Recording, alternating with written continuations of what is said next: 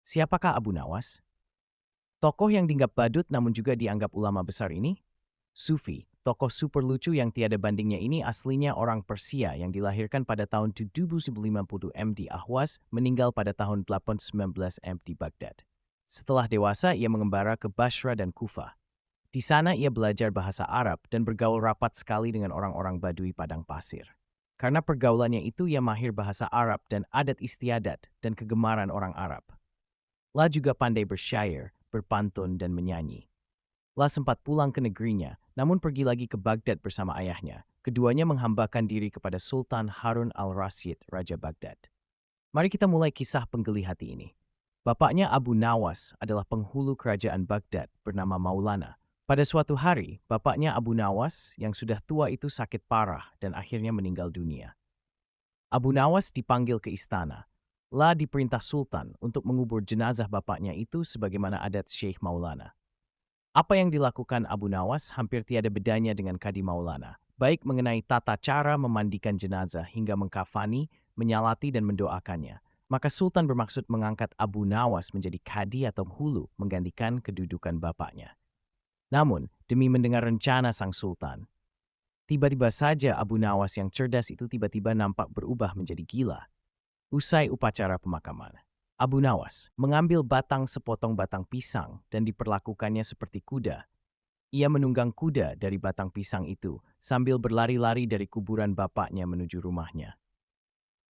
Orang yang melihat menjadi terheran-heran dibuatnya. Pada hari yang lain, ia mengajak anak-anak kecil dalam jumlah yang cukup banyak untuk pergi ke makam bapaknya. Dan di atas makam bapaknya itu, ia mengajak anak-anak bermain rebana dan bersuka cita. Kini semua orang semakin heran atas kelakuan Abu Nawas itu. Mereka menganggap Abu Nawas sudah menjadi gila karena ditinggal mati oleh bapaknya. Pada suatu hari, ada beberapa orang utusan dari Sultan Harun al-Rasyid datang menemui Abu Nawas. "Hai Abu Nawas, kau dipanggil Sultan untuk menghadap ke istana," kata wazir utusan Sultan. "Buat apa Sultan memanggilku? Aku tidak ada keperluan dengannya," jawab Abu Nawas dengan entangnya seperti tanpa beban. "Hai Abu Nawas, kau tidak boleh berkata seperti itu kepada rajamu." "Hai wazir, kau jangan banyak cakap. Cepat ambil ini kudaku ini dan mandikan di sungai supaya bersih dan segar," kata Abu Nawas sambil menyodorkan sebatang pohon pisang yang dijadikan kuda-kudaan. Si wazir hanya geleng-geleng kepala melihat kelakuan Abu Nawas. "Abu Nawas, kau mau apa? Tidak menghadap Sultan," kata wazir. "Katakan kepada rajamu, aku sudah tahu maka aku tidak mau," kata Abu Nawas. "Apa maksudnya Abu Nawas?"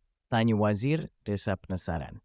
"Sudah praising, after nirai jang," sergah Abu Nawas sembari menyaruk debu dan dilempar ke arah si wazir dan teman-temannya.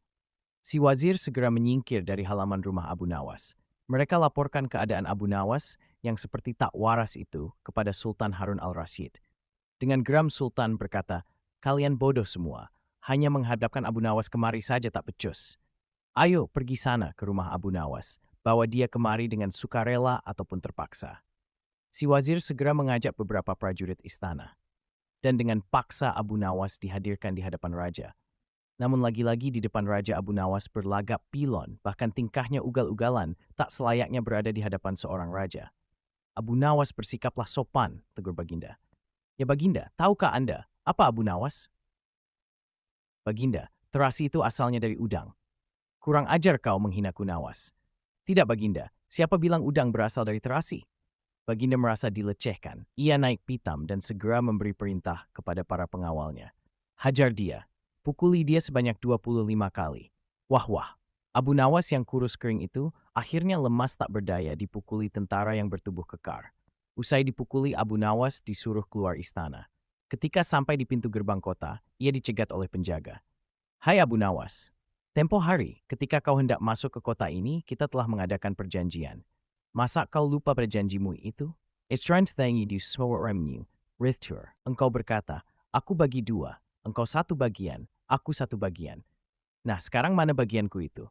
Hai penjaga pintu gerbang, apakah kau benar-benar menginginkan hadiah baginda yang diberikan kepada tadi?" "Lia, tentu itu kan sudah merupakan perjanjian kita." "Baik, aku berikan semuanya, bukan hanya satu bagian." "Wah, ternyata kau baik hati Abu Nawas.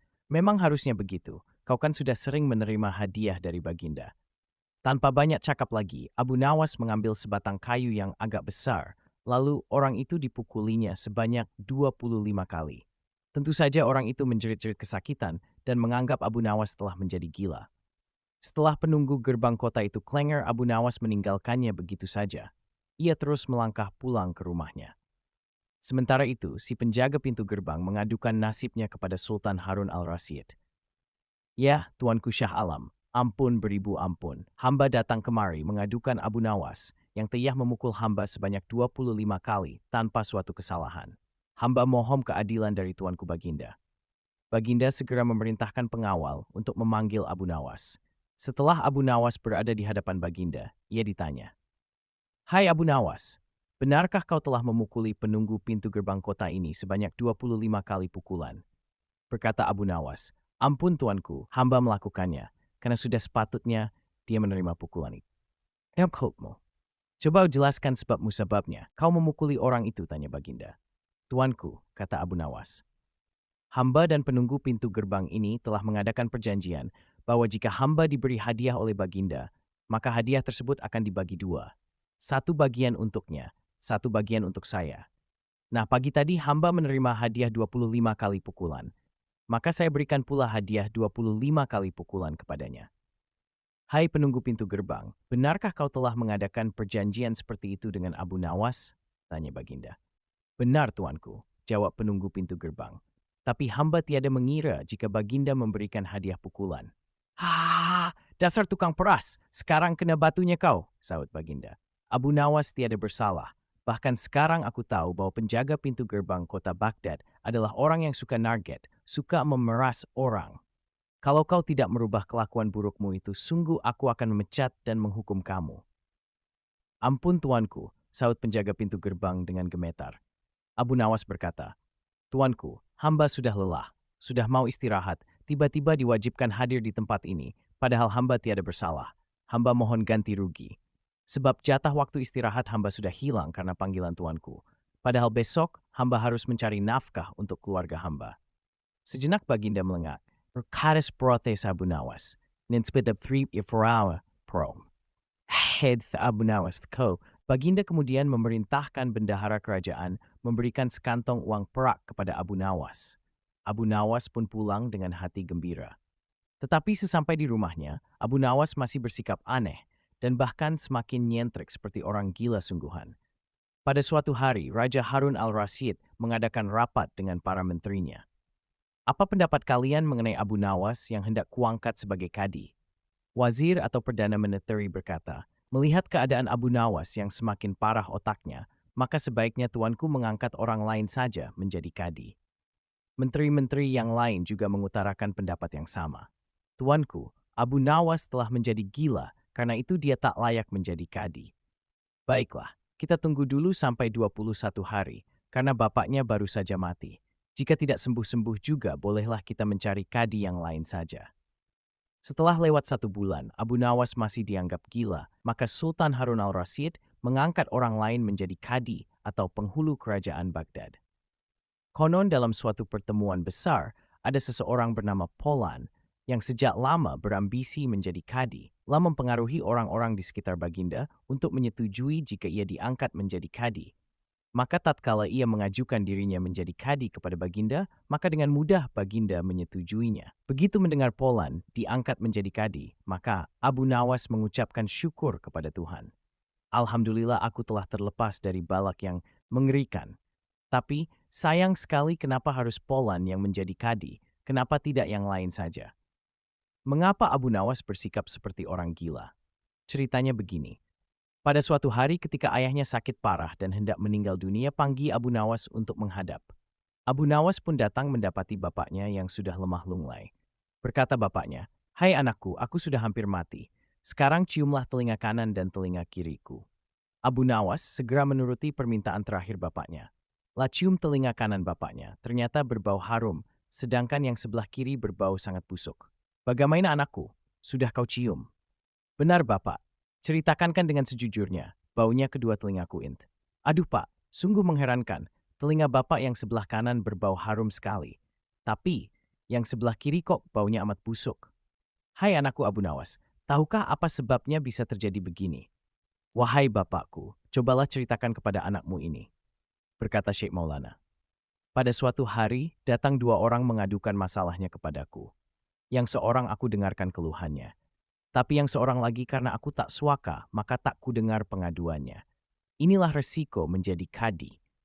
Jika kelak kau suka menjadi kadi, maka kau akan mengalami hal yang sama. Remain, things kadi berworthis dorang memelaj singwis. Sudah kadi, yus torrent. Betul, bisa tidak Sultan Harun al-Rasyid pastilah tetap memilihmu sebagai kadi. Dan itulah sebabnya Abu Nawas pura-pura menjadi gila. Hanya untuk menghindarkan diri agar tidak diangkat menjadi kadi, seorang kadi atau penghulu pada masa itu kedudukannya seperti hakim yang memutus suatu perkara. Walaupun Abu Nawas tidak menjadi kadi, namun dia sering diajak konsultasi oleh sang raja untuk memutus suatu perkara. Bahkan ia akan krow paksmer tofre ay skedarul forward menjama'an perdaja yang aneh-aneh dan emosional.